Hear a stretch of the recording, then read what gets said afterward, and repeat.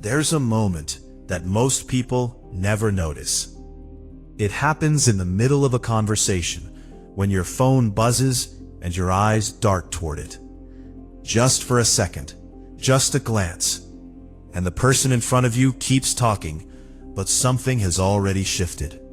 That moment, that tiny, almost invisible moment, is the moment your boundary failed.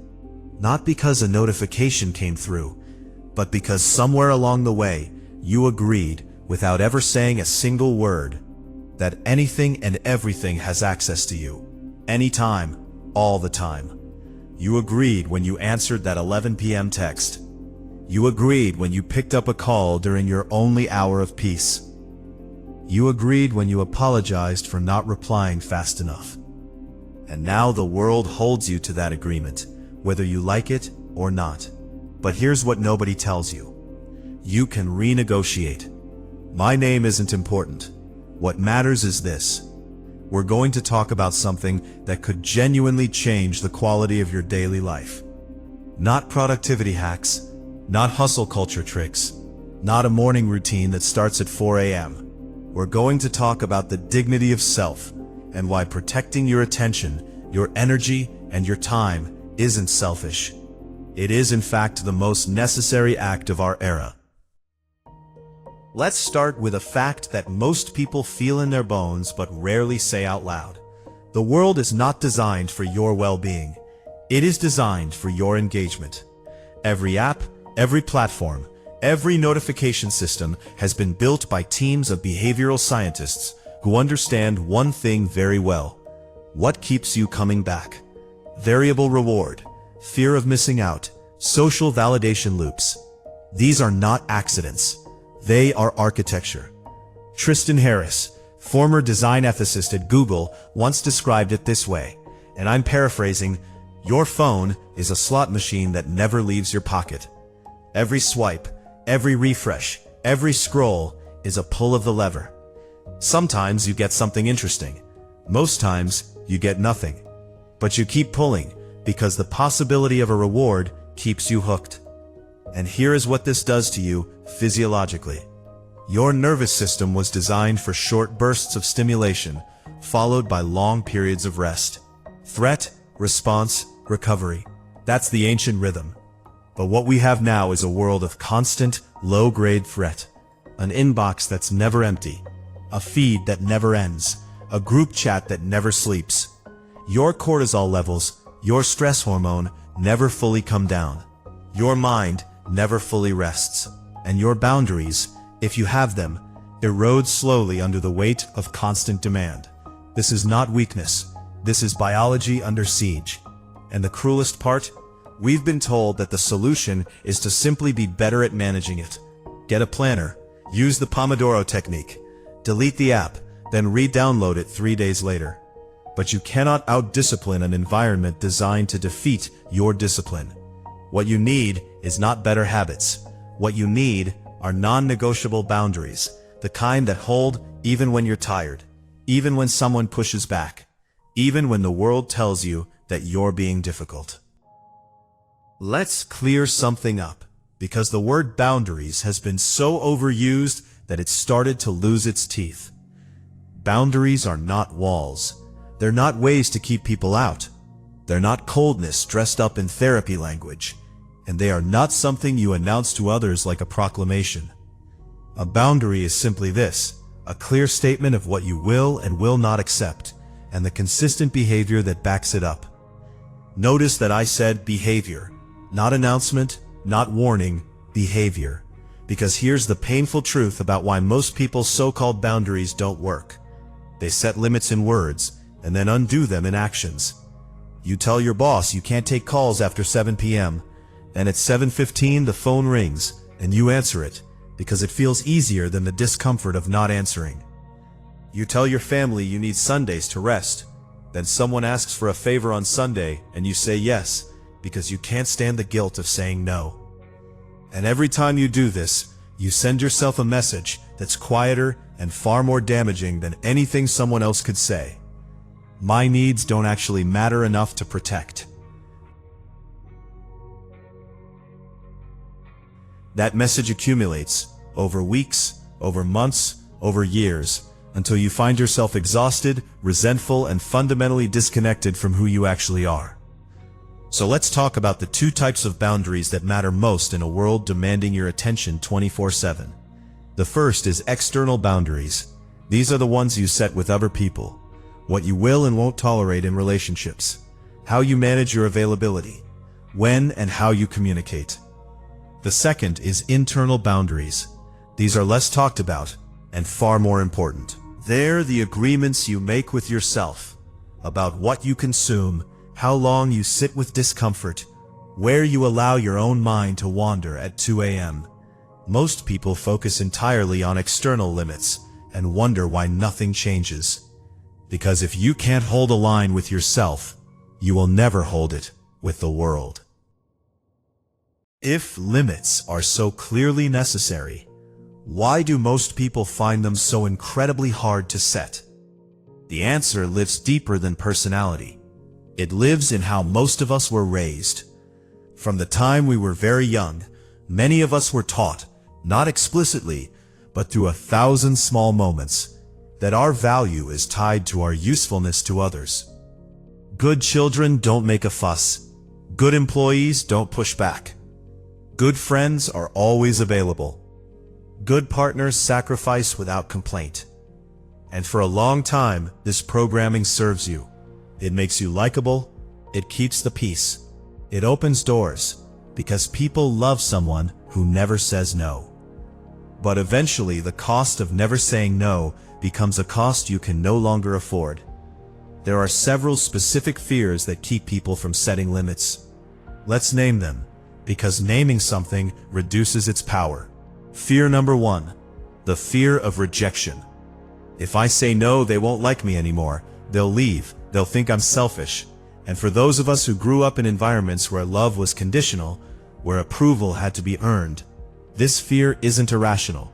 It's a survival response that simply outlived its usefulness. Fear number 2, the fear of conflict. Saying no often creates friction, and friction is uncomfortable, especially for people who grew up in chaotic or unpredictable households. Peacekeeping becomes second nature, even when it requires you to disappear in the process. Fear number 3, the fear of being too much. This one is especially common for women, for sensitive people, for those who have ever been told they're dramatic or difficult. The fear that having needs makes you a burden, that asking for space makes you selfish, that caring for yourself makes you cold.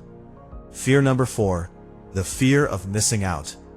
What if I say no to this opportunity and I regret it? In a culture that glorifies constant output and non-stop connection, choosing to disengage feels like falling behind. All of these fears are understandable. None of them are true, at least not in the way they present themselves. And the work of building real non-negotiable limits begins not with a conversation with someone else, but with a reckoning inside yourself. A question: whose approval am I still trying to earn? Sit with that. Don't rush past it.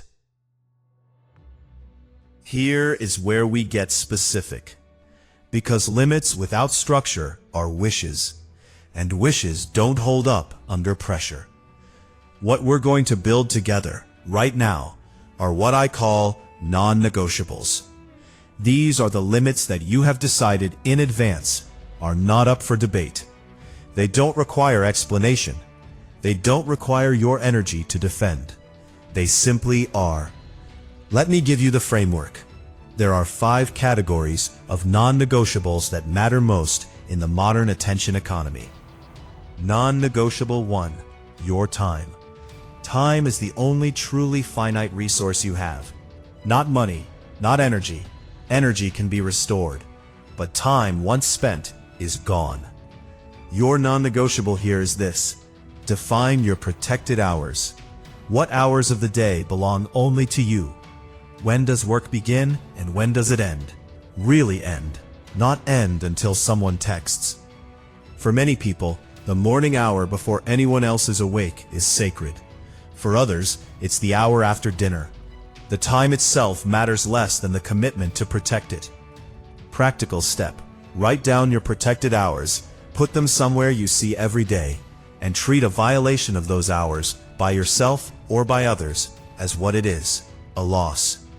Non-negotiable 2. Your digital availability. The expectation of instant response is a recent invention. It is not a moral obligation. You are not a customer service line. You are a human being. You're non-negotiable. Define your response windows. Not, I'll reply when I can.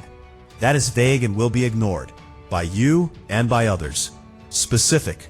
I check messages at 9 a.m., 1 p.m., and 5 p.m. Or, after 8 p.m., my phone is in another room. Or, on weekends, I do not respond to work communications. And here's the key. You don't owe anyone an explanation for your response window. You simply honor it. Consistently. Because consistency is what teaches people how to treat you. Non-negotiable 3. Your energy. Not all relationships and activities drain you equally. Some fill you, some empty you. And most people, without ever consciously deciding to, allocate the vast majority of their energy to things and people that return nothing. You're non-negotiable. Protect your energy like a resource, because it is one. This means learning to recognize what I call energy auditors, people or situations that consistently leave you more depleted than when you began. This doesn't mean cutting everyone difficult out of your life. Sometimes difficult people are people you love, and love requires effort. But it does mean being honest with yourself about what you can give, and to whom, without running dry. Ask yourself weekly, where did my energy go? Was it worth it? Non-negotiable 4. Your mental space. Your thoughts are not public property. Your attention is not a commodity, even though the internet would like you to believe otherwise. You're non-negotiable. Curate what enters your mind. The average person consumes several hours of digital content daily.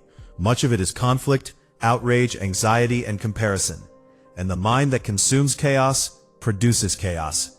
This doesn't mean retreating from reality. It means being intentional. Choosing information over noise. Choosing, when needed, to simply not engage. You are allowed to not have an opinion on every trending controversy. You are allowed to log off. You are allowed to let the world spin without your commentary for a day. Non-negotiable 5. Your physical limits. This is the most overlooked category. Sleep is not a luxury. It is a biological requirement. And the body that is chronically underslept, overworked, and starved of stillness will eventually, without drama, without announcement, shut down. You're non-negotiable. Treat your physical needs as non-optional. Sleep, movement, silence. Food that doesn't come from a drive-thru at midnight because you had no time to eat. These are not rewards for productivity. These are the foundation upon which everything else is built. When you violate your physical non-negotiables, you are not being strong. You are borrowing from a future you that has no reserves to lend. Let me be honest with you about something. When you begin to establish real limits, especially if you have spent years without them, some people in your life will not be happy about it. And that discomfort in them will often be expressed as pressure on you. You used to always be available. What happened? I'm not asking for much. Why are you being so difficult? You've changed, and not in a good way. Here is what's important to understand. When someone is disturbed by your limits, that is information about them, not about the validity of your limit. People who have benefited from your boundarylessness will experience your limits as a deprivation. That is natural. It does not mean your limit is wrong. The language of the non-negotiable. You don't need a speech. You don't need a justification. You need a short, clear, warm sentence that you can repeat calmly until it lands. Here are some examples. I'm not available after 8. I'll get back to you tomorrow morning. That doesn't work for me. I've thought about it, and I'm not going to be able to help with that. I need some time to myself this weekend. I'll reach out next week. Notice what's missing. Apologies, explanations, justifications. You can be warm and firm at the same time. You can love someone and still not give them everything they ask for. These two things are not in conflict. And here's the longer truth. The people who truly respect you will over time respect your limits. They may not love them immediately, but they will adjust, and your relationship with them will become more honest, more reciprocal, and ultimately more sustainable. The people who cannot accept any limits at all, who treat your boundaries as a personal offense, are showing you something important about the nature of that relationship. We've talked about external limits. Now let's talk about the hardest limits of all. The ones you set with yourself. Because the world can push you all it wants, but often the biggest violations of your own peace are the ones you commit against yourself. The 1 a.m. scroll when you know you need sleep. The extra glass of wine to numb the anxiety you could sit with instead. The agreement you made with your own values that you break quietly when it's inconvenient. The internal non-negotiable is a commitment to self-honesty, to stop negotiating with the version of yourself that wants the short-term relief and ignoring the version of yourself that needs the long-term dignity. Here's a practice that works. The daily non-negotiable check-in. At the end of each day, before sleep, not during a scroll, ask yourself 3 questions. 1. Did I protect what I said I would protect today? 2. If I broke a limit with myself or others, why? What was I afraid of? 3. What's one small thing I can do tomorrow that honors who I am trying to become? These questions are not about guilt. They are about awareness. And awareness practiced consistently becomes character. The dignity of self is not something that arrives. It is something you build slowly out of the 1,000 small decisions you make, mostly when no one is watching. When you choose rest over approval, when you choose honesty over performance, when you choose your own peace over someone else's comfort, when you close the tab, put down the phone, walk away from the argument, say the quiet no instead of the loud yes you'll regret. That is dignity. Let me leave you with this. You live in a world that will always want more from you than you can reasonably give. More attention, more productivity, more responsiveness, more. And the world is not going to stop asking. So the question is not, how do I make the world ask less? The question is, who decides what I give? That decision, that authorship over your own life, is what a non-negotiable limit protects. Not just your time, not just your energy, yourself. The version of you that exists before you are tired, before you are depleted, before the world has taken its daily portion. That person deserves protection. If something in this video resonated with you, share it with someone who needs to hear it. Subscribe if you want more conversations like this one. And more than anything, go protect something today. Even something small, even just 1 hour.